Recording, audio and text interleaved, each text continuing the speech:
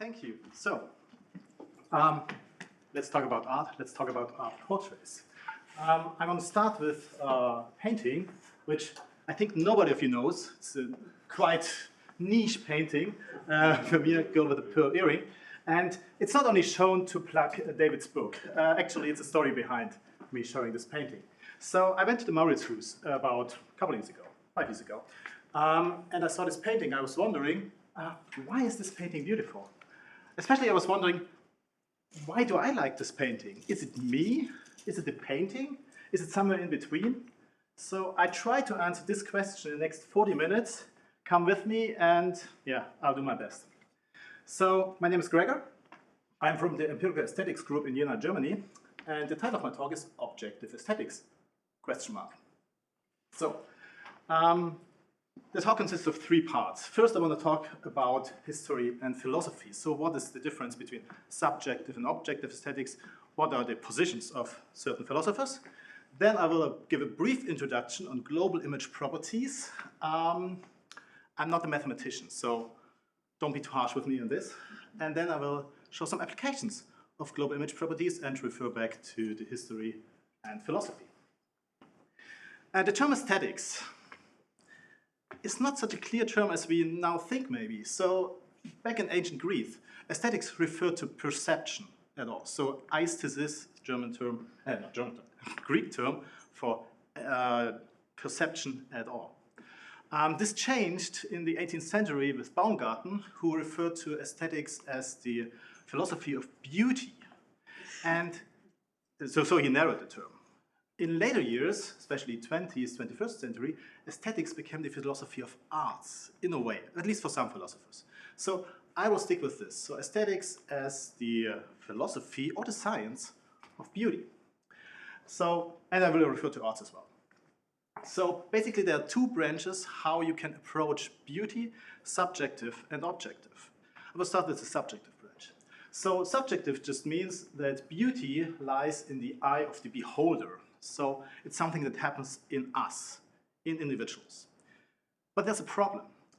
If beauty is something that happens in individual persons, how come that people agree on what is beautiful? So philosophers came up with solutions to this. Most prominently, David Hume.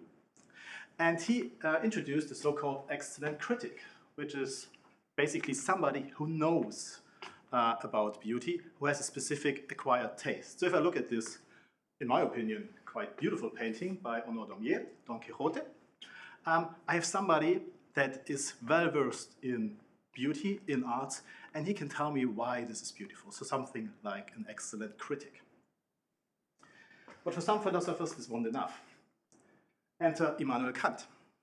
Immanuel Kant had another solution for this problem that we supposedly agree on beauty, and this is called the disinterested interest. But I don't want to talk about the disinterested interest itself, but I want to show you the solution for this problem by Kant. He just said, if we all agree on beauty, beauty has to relate to something that we all possess, something that we all have in common. And this, in Kant's universe, they are the cognitive faculties, imagination and understanding. So you need the cognitive faculties to make judgments.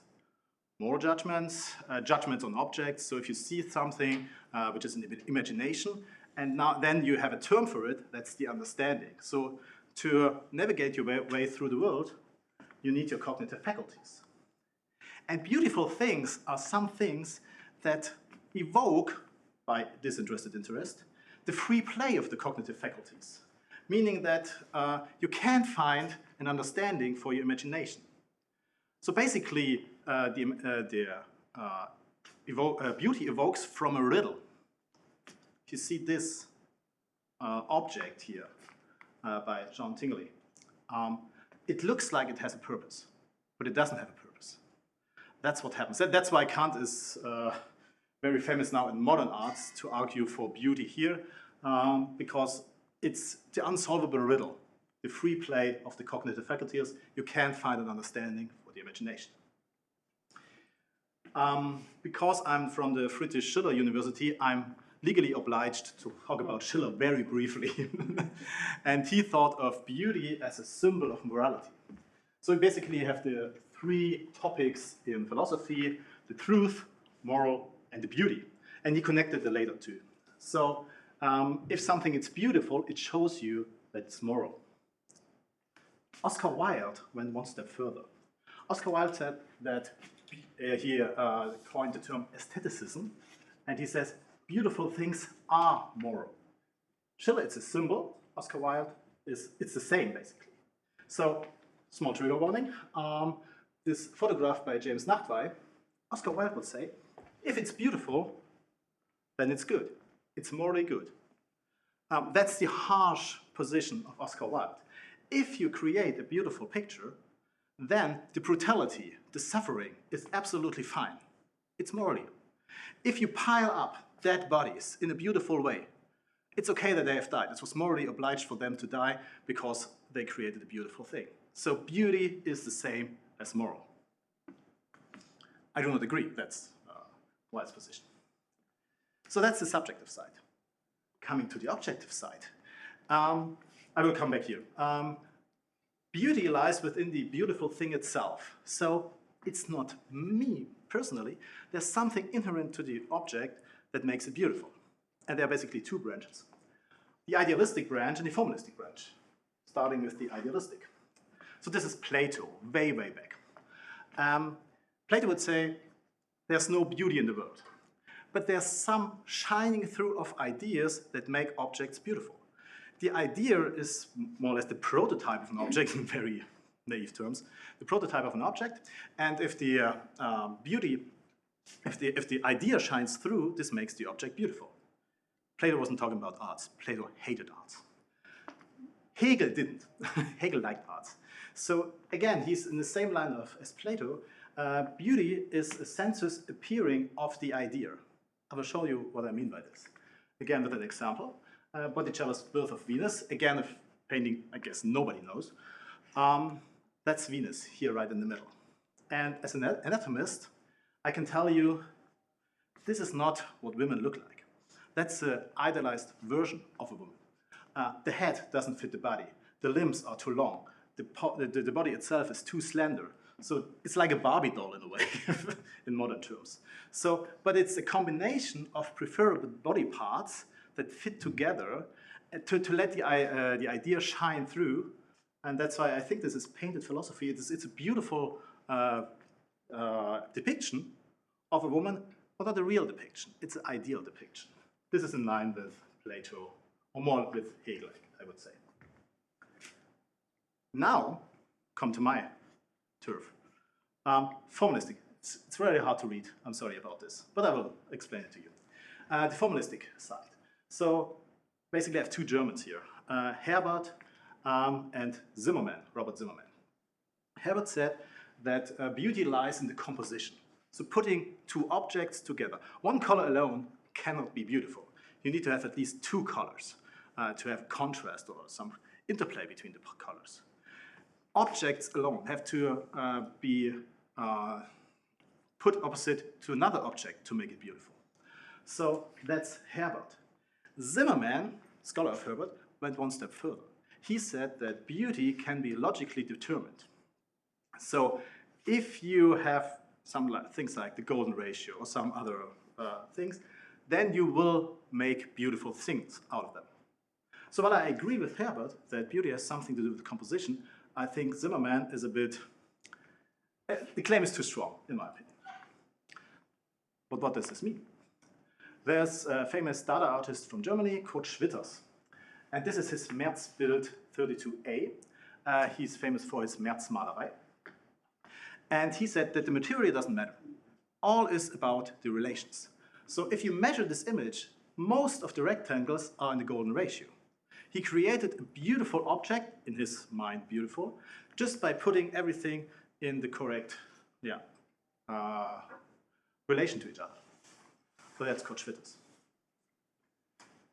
Robert Zimmermann famously said, Gehaltsästhetik und Formästhetik schließen einander aus, which roughly translates to subjective and objective aesthetics cannot go together. They are two sides of the same coin. Then there was a change. So these are all philosophers. Now I come to Gustav Theodor Fechner. Jonas mentioned Fechner in his talk. He's the founder of psychophysics. We are now 1871. And Fechner said that physical properties have an impact on subjective processes. So he is also from the formalistic side, but he's a psychologist. He tried to measure things. He was the first one to measure people's reactions to objects. The excellent critic is a way, the free play of cognitive faculties is a way. We're just looking at what people find beautiful. And you have to see there's a change of language. We don't have the philosophical side of beauty, now we're talking about psychology. And this beauty, Fechner's beauty, is not Kant's beauty. We are not talking about cognitive faculties. We are not talking about beauty as a symbol for something. We're just talking about, we're asking people, what do you find beautiful? And then we get a reaction. So keep in mind, when I talk about beauty, I talk about Fechner's beauty and not Kant's beauty, although there are some overlaps, obviously. So Fechner is here, and these are the psychophysics. So, a modern theory on beauty has been proposed by Ijitsu and colleagues. He had a brain-based definition on beauty. He just asked people, what do you think is beautiful? And he asked it for images as well as for musical pieces. And he looked in the brain, did an fMRI study. And he found an activity in the medial-orbitofrontal cortex right here. And this correlates with the periods of beauty, visual, and musical. So there's a region in the brain that's active if you find something beautiful. And not only this, it also correlates with the amount of beauty you're experiencing. So there's a linear relationship between the bold signal, blood oxygen level dependent signal, and the declared intensity of the experience of beauty. Now keep in mind, this is indifferent to art. So we're not talking about art, we're talking about beauty here. And again, it seems subjective. It's something that happens in me. However, Fechner, there's psychophysics. So maybe there's something that evokes this reaction in the brain, and in a way that's a Kantian approach. So there's again, we're going back to something we all have in common. For Kant, this was the cognitive faculties. Yeah, I'm not sure about this. But here we're just talking about the perceptual system, which we all have the same. It's evolutionarily developed. So it's a Kantian interpretation that this subjective view can also be, in a way, objective. And the way to this, making the subjective experience objective, are global image properties. We measure something in the stimulus. So those we were talking about yesterday are local image properties. Carpets, chandeliers, mirrors. I won't talk about this. First of all, I won't get in the way of the discussion. And second, that's not my field of expertise. I'm talking about global image properties. And I picked out two of a long list. I will introduce you to the long list in just a couple of minutes, which are visual complexity and visual self-similarity. I call it visual complexity, not to be confused with the complexity we've been talking about during this conference. So there's a difference, and I will explain to you what I mean. So visual complexity is defined as visual complexity relates the subjective impression of how many pictorial elements are contained in a visual stimulus. That's a very broad definition, and you can interpret in different ways. So Birkhoff was the one who stated, he just counted the number of visual elements. So an image showing 5 apples is less complex than an image showing 7 apples, very broadly speaking. Here, I talk about something different. Here I talk about the complexity of the image itself, so the contrast maybe. So one method to measure complexity is the size of GIF compressed images. Saying you have an image, and images have to be the same size, so maybe 512 by 512 pixels, or bigger or smaller. Just for comparison, they have to be the same size. And then you use the GIF compression. And the GIF compression is an algorithm that relates to the number of differences in the image. So if the GIF compressed image is smaller, then it's less complex. And if it's bigger, then the complex would be interpreted as more complex.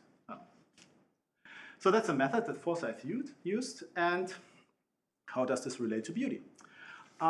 This is what Birkhoff proposed. That's not a measured graph, that's just a proposition.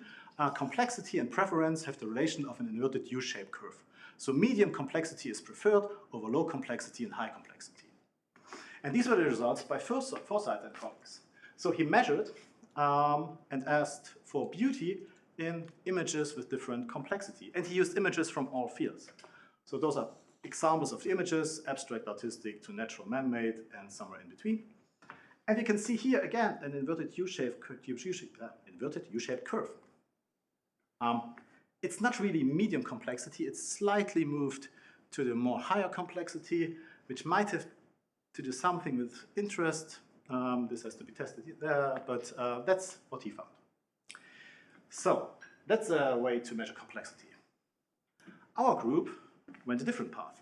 So this is a paper from our group, and we used the luminance gradient strength as a measure of complexity. Marcel Couch already talked about it, but I will briefly introduce it to you again. So we take this image, and we just invert it and measure the gradients in the image. So this looks like this, and this is the strength of gradients. So blue would say there are no gradients between 2 pixels, actually, and the brighter is, the stronger the gradient, brighter or darker pixel. And then we measure basically the brightness of the whole image, and we get a measure for complexity. So those are examples from different selections of images. You can see artworks, some are medium complexity, face photographs of low complexity. This is just because I also work with faces a lot. Natural scenes, more complex than average artworks. It depends on which artworks you select, obviously. Branches, ferns, and this stuff, these are highly complex things. So what about art? Those are 2 examples. I'm going to talk about art portraits. So these are my examples for now. This is of low complexity. You have strong areas with basically the same color, the same brightness. And this is a highly complex image. Every color dot in this Van Gogh painting, self-portrait, is opposed to another color, and that's why that makes it highly complex. So that's it for complexity. Keep this in mind. We'll come back to complexity later. Now to self-similarity. Again, visual self-similarity. There are a couple of ways to measure self-similarity. I will introduce you to 2. The Fourier transform and the Fogg method. What's self-similarity? An image is self-similar if an object as a whole has an appearance similar to its parts. And again, you can interpret this in different ways. So Fourier transformation to arts has been introduced by Dan Graham, but also by my boss, former boss Chris Reddy's. And it goes like this. So you take an image and you analyze it for the frequencies in the image. Basically, you filter the image, and those are the low frequencies, the broader structures, and those are the high frequencies, the fine detail. But we just don't oppose these to each other, but we perform a Fourier transform. And again, I'm not a mathematician, so that's just my explanation for it to make it understandable for the public. That's the Dürer painting or drawing. And you can see here broader structures and finer structures. And what we do is we take this image, create a 2D version of it, a frequency plot with the low spatial frequencies in the middle, the higher spatial frequencies to the periphery, and the brightness accounts for how strong these frequencies are in the image. You all can see here some differences. And then we radially average the brightness of the pixels and create a graph from it, which is a double logarithmized graph, by plotting the brightness here like this. So these are the cycles per image, low frequencies, high frequencies, and this is the power of the frequencies. And what you get is some kind of slope here. This is a slope for the photographs, and this is a slope for the portraits. Now, these slopes are different, and the art portrait slope is about -2.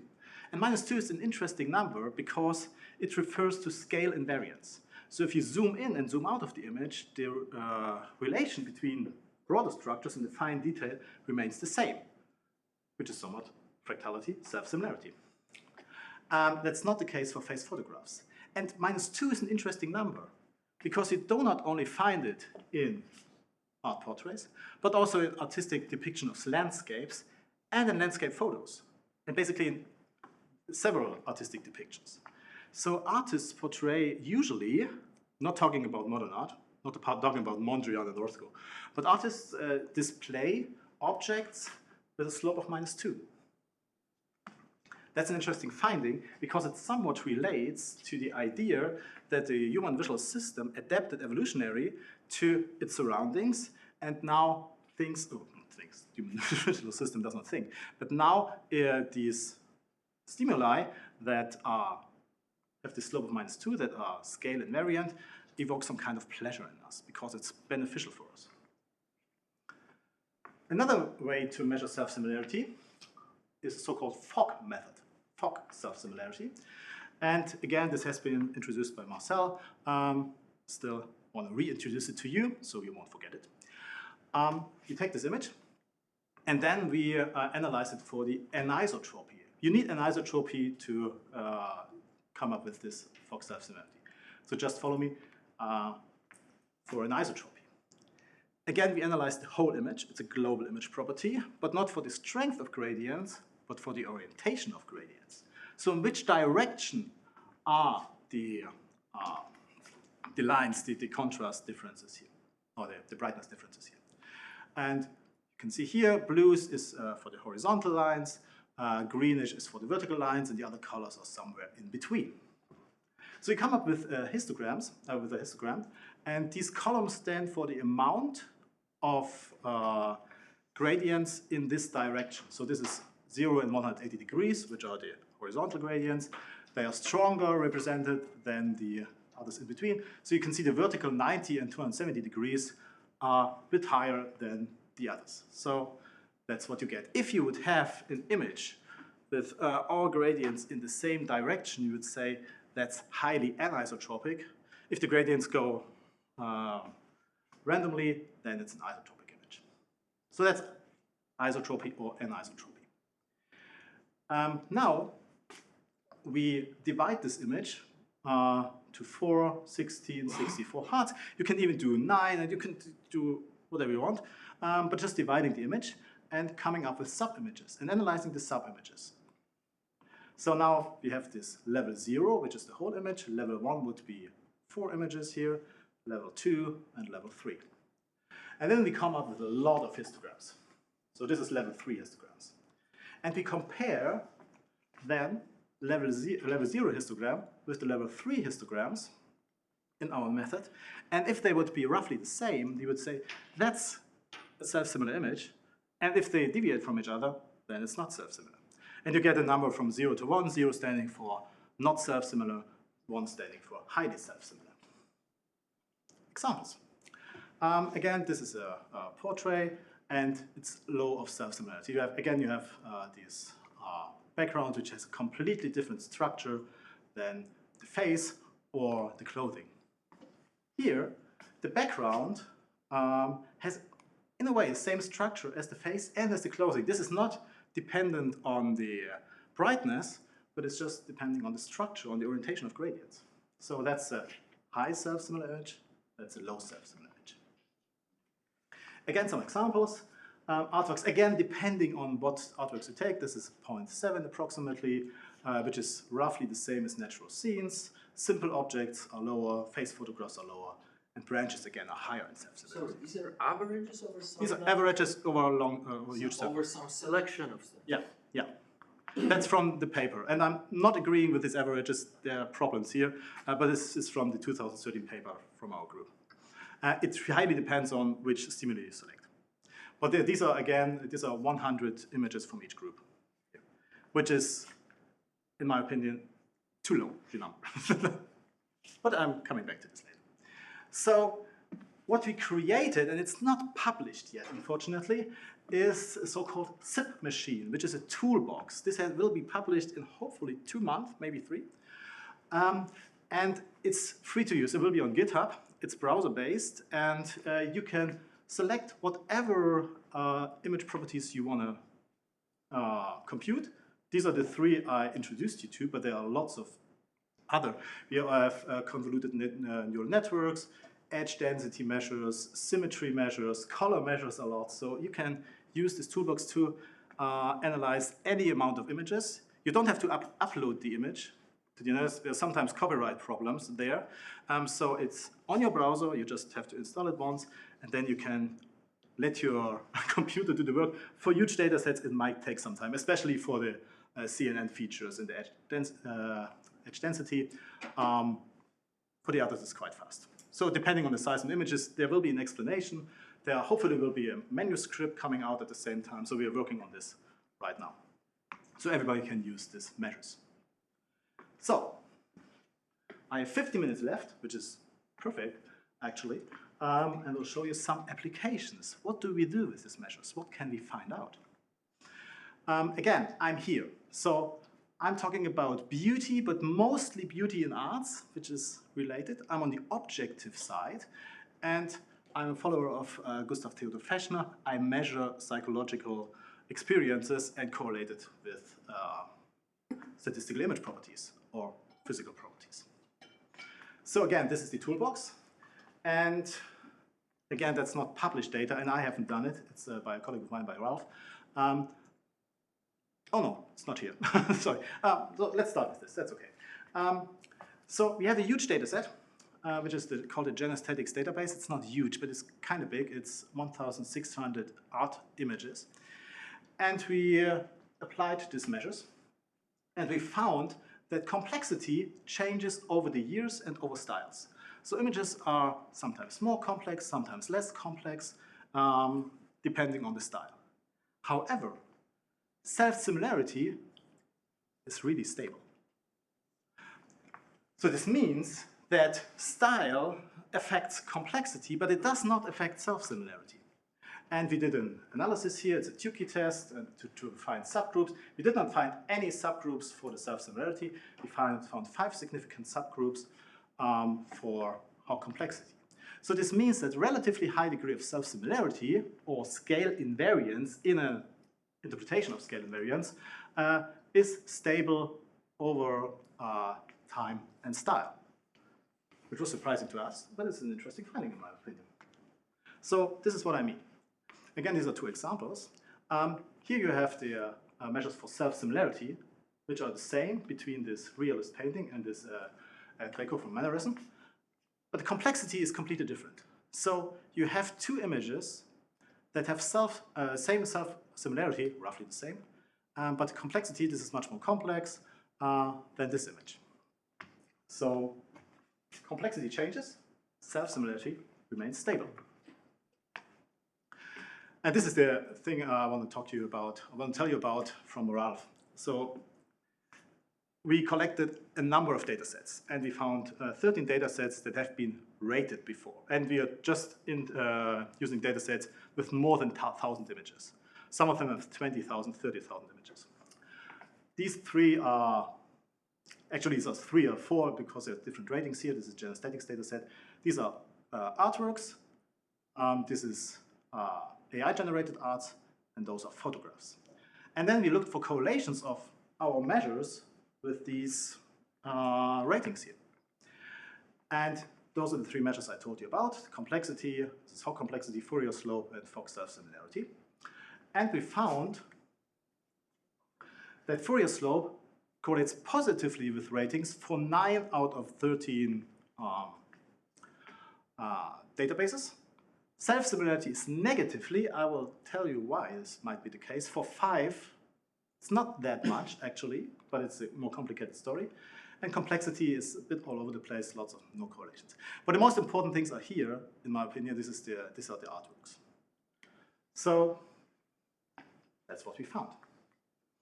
And now I'm going to talk about a study I just did a couple of months ago on portraits. So again, it's the girl. And I think there are two hedonic values inherent to portraits, which are the beauty and the attractiveness. What do I mean by this? I explained it to my participants. So these are not technical terms, it's just from my study. So beauty refers to the composition of the painting, where you put the object, and the colors you used, and the overall composition. So that's beauty. And attractiveness is a property of the person. Is this person an attractive person? So talking about the object and talking about the image. Beauty refers to the image, attractiveness to the depicted person. That has been stated to the participants before. And then we asked a number of participants, about 200, to rate 192 paintings from 3 different styles. We had Baroque paintings, Impressionist paintings, and Expressionist paintings, all portraits. And on the x-axis, you can see attractiveness. On the y-axis, it's beauty, and it's a scale from 1 to 7. And these are averages. So every point stands for one image. So for instance, you have here an image, and again, that's what the ratings were, it's not my personal opinion. The Ernst Ludwig Kirchner image of his wife, it has been low rated in attractiveness and also low in beauty. On the other side, oh no, it's a girl again. Might have also something to do with famousness, actually. But this has been rated as highly attractive and highly beautiful. But I was mostly interested in the images somewhere in between.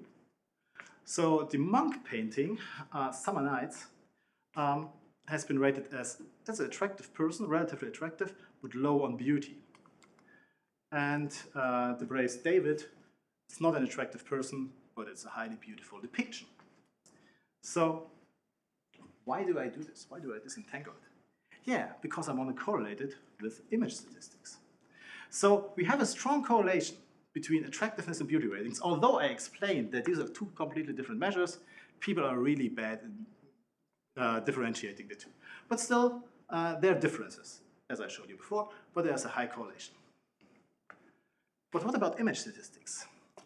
We ran a linear regression backward elimination, and we found an adjusted R of 0.36, highly significant, for beauty ratings on the image statistics. So putting not all of them, but I think it was about 10 different image statistics on and tried to explain beauty ratings. And we could explain 36% of beauty ratings with our image statistics, but none of the attractiveness ratings, which is in line with my hypothesis. Obviously, I was interested which are the important ones, which are the image statistics that are important to explain the beauty ratings, and those are the ones that are important. This is just for beauty. So self-similarity, negatively correlated. Less self-similar images have been rated as more beautiful. And color value. So color values are always quite important. I'm not talking about color today, but there's a whole different story about color. Color U-color saturation as well, and also the Fourier slope. And you have to keep in mind that these are highly correlated. But with this backward elimination, we can somewhat control for the correlation of the image statistics. So, why is this the case? And I divided the data set. So I looked for the Baroque paintings. And Baroque paintings have been rated on average as really beautiful, and attractiveness was basically all over the scale. Impressionist paintings are those. They are less beautiful, but again, attractiveness, same as the Baroque paintings. But Expressionist, not so much liked. And that's a bit surprising for me, but these were only lay people who rated these. They are not beautiful, and the depicted persons are not rated as attractive. What about image statistics on these 3? I just show you the violin plots for the self-similarity. Baroque paintings are less self-similar than the Impressionist and the Expressionist paintings, and they are more equally distributed. So there's a difference here between these measures, and they are significant for students' team. How does this relate to the beauty ratings? And again, we did the same linear regression, but only for Baroque paintings, only for Impressionist paintings, only for Expressionist paintings. And as you can see here, we have the same effect, but we find it only in the Baroque paintings. there's no effect in the impressionist paintings, no effect in the expressionist paintings on beauty. We cannot explain ratings for impressionist or expressionist paintings just based on the image statistics. And we did other tests. I won't go into detail with this because I don't have time. This has to do with the realism of the depiction. The more real the depiction is, the stronger the effect, the explanation for the image statistic is. If it's a very kind of abstract depiction, then this effect really disappears. So what we find, there's a relation between beauty and attractiveness ratings in art portraits, but the GIPs, the global image properties, only relate to beauty ratings and actually only relate to beauty ratings in realistic depictions. So, coming back to the beginning of my talk. Zimmermann stated, Gehaltsästhetik und Formästhetik schließen einander aus. Subjective and objective aesthetics cannot go together. I think that's not true. It's both. You have the subjective impression, the cultural impression that's in yourself, and additionally, there are some objective properties that make people more preferable, in our opinion, in my opinion, based on the evolutionary adaptation of the visual system on our surroundings. So beauty does not lie in the eye of the beholder, it does not lie in the beautiful thing itself, but it's both in a way. And that's not really a groundbreaking thing, sorry, but yeah, that's the results. So, the essence of my talk. The search for universals has a long philosophical tradition. So we're looking for objective image statistics since now 150 years. For complexity, we find an inverted U-shaped curve for preference. So medium-high complex images are preferred. For self-similarity, this constant in art throughout art history, again, in medium-high values, and self-similarity partly predicts beauty ratings in art portraits. So I would say that, again, the experience of beauty in art has a subjective and an objective component. And again, rephrasing, the human brain, this is the explanation, the human brain is evolutionarily adapted to its surroundings, and especially to identify patterns in its surroundings through its senses. The underlying purpose might be to increase the survivability, as finding patterns leads to conclusions on how to solve problems and avoid dangers. We need to scan landscapes, and we are quite good in it. And the brain thus rewards ourselves when our environment is predictable, self-similar. And this might be the reason that we find repeating visual patterns beautiful. So I cannot explain the beauty of this painting. It's just beautiful, in my opinion. But it seems to be related to a higher activation in medial-orbitofrontal cortex, to subjective and objective factors, to a high appeal in two hedonic values, because it's a beautiful painting of an attractive person, and a combination of specific global image properties that can explain in art portraits about 36% of the beauty ratings. So these are the people I work together. Obviously, I cannot do this alone. Some of them you might know, some of them you don't, but thank you for your attention, and yeah, I have 1 minute left. Thank you very much. One minute to spare. Andre. Very interesting talk, especially I love your beginning with sort of review of various approaches to this complex problem. I want to have one comment and some question about the methods you use. Yeah. The comment is that your measure of self-similarity is one particular measure of these directions of these gradients. Yeah. There are many others, as you know. You've mentioned some, yeah. Fractal dimension. I think your results would be very different if you use other methods. But I'm a little skeptical always about these questionnaires, because the answers depend on your sample, on how big it is, which country.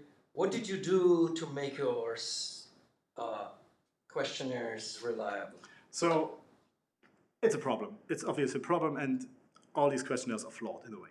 So this was an MTurk study, so we asked people from different countries. So it's, I didn't go into details from different cultures because our samples were too small, but these were not only our weird people, Western educated, intelligent, democratic, but these were people from all over the world.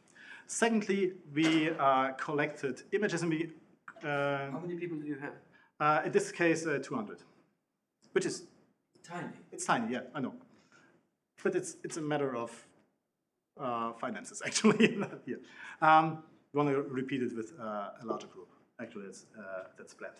For the images, we selected representative images from these art styles. We had a very, very balanced data set with the same number of and that refers to David's thing. People looking to the right, people looking to the left, same number of male, female, sitters, and so on. So it's a quite balanced data set. Again, it's only 192 out of thousands of images. So we tried to do it as good as possible. But again, it's psychological experiments. They are always, in a way, flawed. And for the measures, first part of your question, we know this, but we correlate the measures and we try to figure out what people think what self-similar is and correlate this with our measures. So which figures there's the best connection between this. We figured out for complexity, this is quite good. So this correlates with subjective complexity, the measure. For self-similarity, it really depends on the data set. So it's completely different for landscapes and for artworks and so on. So it's a complicated thing, but that's why, as I showed you before, we are going into these huge data sets that have been already established, have been rated by sometimes thousands of people and try to figure out. So I know there's a problem, but we're working on it. Thank you. Yeah, lovely talk. I was interested in the word aesthetics. I'm not a language scholar at all, but someone once said to me, and I found it useful, that one way to think of it is it's the opposite of anaesthetics. I'm surprised that you, as an anatomist, kind of didn't mention that. And it's, the point is, it's to do with all the senses. It's not just the visual, it's all of the senses. So if you think of it as the opposite of anaesthetics, sort of kills all the senses, makes you inert to all feeling and so forth. And so it's sort of getting on back to these ideas of pregnance and salience and so forth. And so the horrific Rwanda photo that you put up, you know, got my heart racing. Yeah, I was horrified and yet feeling empathy, and there was a whole gamut of sort of reactions, even to a visual stimulus there. And I wouldn't know where on earth I would put the dot for that particular photo on your axes. So, and yet you did have the word senses, evolutionary, and the word senses on your penultimate or anti-penultimate slide. So. Yeah. Can you not unpack that some more of that? In a way, yes. And there are some studies, not from my group, but from other groups, who take as a measure the skin Widerstand. Help me out. You know what? The skin resistance, exactly, as a measure on how you get involved in this kind of things. And that's also a measure, and it's quite good to see it, especially in music, where we have stronger reactions. But with paintings, and you always have to see, those were paintings that have been shown on a computer screen, and you don't get this kind of emotional reaction as in a gallery. We also did some studies in galleries, but we couldn't do the MRI study, for instance. I haven't shown you my MRI study. The MRI study yet in a gallery. So it's a different thing. But you can come, and the aesthesis, completely agree, it's the opposite of anaesthesis, which means just feel nothing. And getting this body reaction as a measure, that's been done, and that's on the way, not from our group, I have to say. Yeah. You mentioned briefly, we favour images where there might be a little bit more predictability. Yeah. Can that be related to Friston's ideas about, this free energy principle, where we kind of seek out environments where we can predict them?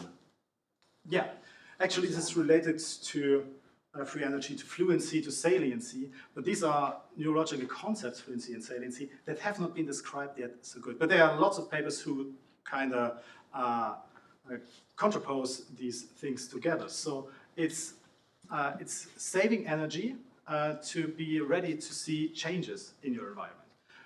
I don't know which talk it was, but it was a couple of days ago. But if you have the line, you can see that this is a line coming, and that's evolutionarily beneficial.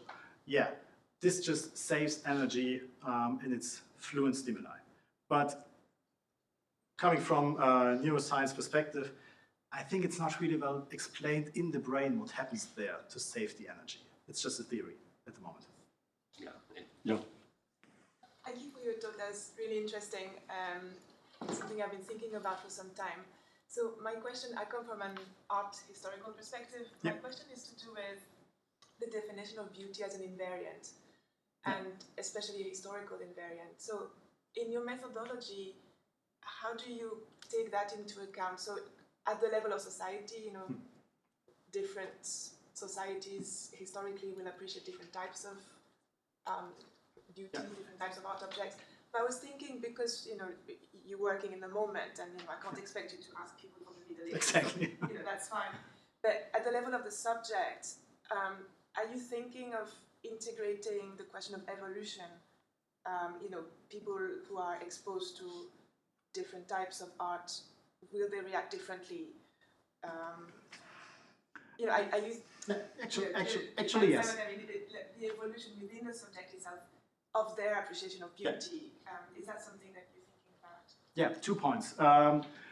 First, yes, there are intercultural studies actually comparing the reaction to Western art and Eastern art, and there's a difference. But also within the individuals. We did a couple of studies on expertise, so people who are familiar with arts. Problem here is we don't get the same results because experts, depending on which way they went in their individual evolution, I would say, have to have very distinct tastes. There's a quite interesting study from the Johann Wachermann's group. He just showed photographs to persons and let them select one area of the photograph which is the most beautiful. And lay people were very consistent. They always chose the same area. Experts were all over the place. You couldn't predict experts at all. And this has to do with, again, the individual thing. If you have an acquired taste, then you maybe want to be different, maybe you are different already, and then it's very hard to measure. So I like working with lay people because it's a very naive impression, but experts, obviously, we always use as another group, but then you have to differentiate which path they followed in their biography, and it's very hard to do. But actually, yes, and it's a very important point. Yeah. Great talk. I loved it. Your results on complexity versus interest are actually very similar to the stuff we've gotten recently. Yeah. So I thought that was interesting. And I thought also your comparison, you asked them to compare beauty versus attractive, or attractiveness and beauty, that's my terms, actually. Okay, yeah, so I'm curious if the choice of term matters, because we used interest and pleasantness in our image, and now the images were, right, obviously abstract, so they don't, there's not a subject that you can assess whether they're attractive or not, but I'm curious if you did change the words and asked the people, you know, or if you gave them like a Pollock or a Mondrian and asked them if it was attractive. Yeah, You know, what would they say? So language is loaded. And basically there are 2 methods. The one method is just to say rate for beauty and rate for attractiveness and let the participants decide what they make of it. It's all for interest or pleasantness. The other one is to explain what you mean by this. In our genesthetic study, we ask for aesthetics and for beauty of the image, and people were confused, which, okay, that's obvious.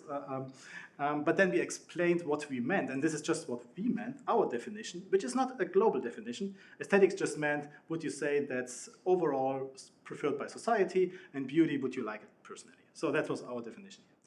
And for the interestingness, pleasantness thing, we find a correlation with pleasantness. This is for complexity. This is U-shaped, inverted U-shaped. For interest, it's more a graph. It goes in one direction. So the more complex, the more interesting. And this is completely opposite to harmonious. To harmonious, the less complex, the more harmonious. So language matters here. And this is when we do not explain what we mean by the different terms. So yeah, we have to be very precise on language if you ask these questions, and you can't do everything right. It's always flawed. This is the end of time, but I'll be nice. Maybe you can, One very last question. Okay. So I guess how language also creeps into this. I guess you. Sorry, I missed the beginning of your talk. So the fMRI study, who was that by? The fMRI? Jitsu. Okay, right. So Colleagues. Yeah. I mean, I guess you could sort of, yeah. So it wasn't so you haven't.